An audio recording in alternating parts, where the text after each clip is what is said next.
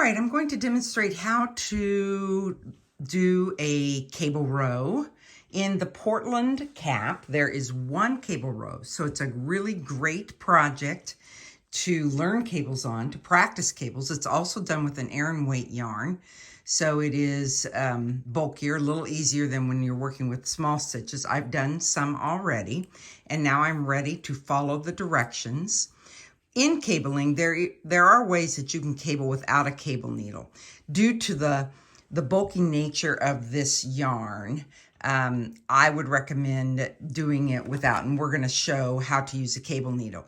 You pick a cable needle. You can buy these in sets. We have them.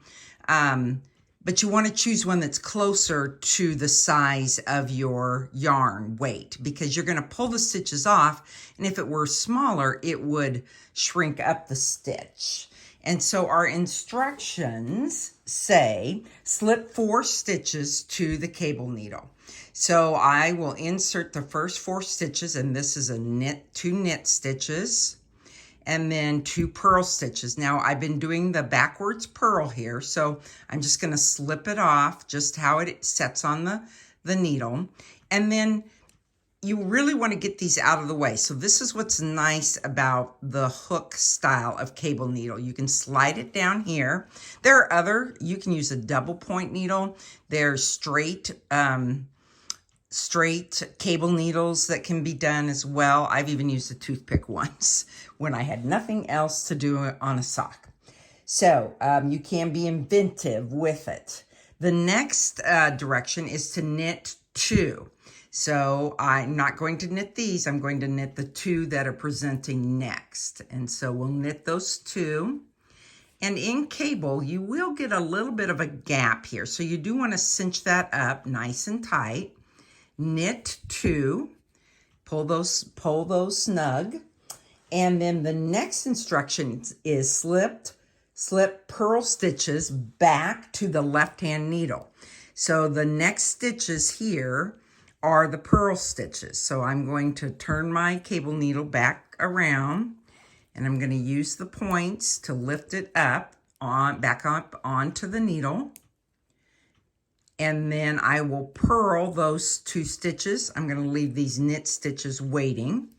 And I am going to do my backwards purl just because I am in that mode with this project, and I will continue that as I finish. And so I will do that first one as a backwards purl, then a regular purl. Okay, and then our next directions say to slip, knit 2 stitches from the cable needle. So you could turn it and knit them from this, or you could, some people will put the cable needle on different so that you could knit right off of that. So you could see, I just find it a little bit easier to put them back up onto my working needle. And so you'll slide them off, put them back up, you just keep them oriented the same way, and then you knit those 2 stitches, and you finish with purl 2, and then you will repeat. So you will repeat this around, I believe it's 12 times, until you've done. So there's our cable. We've traded the places. Really neat looking. People often get afraid of cables, but there's really no reason to. Especially if you have a cable needle tool that you can use that helps you secure those stitches along the way, and it gives it a real neat design element.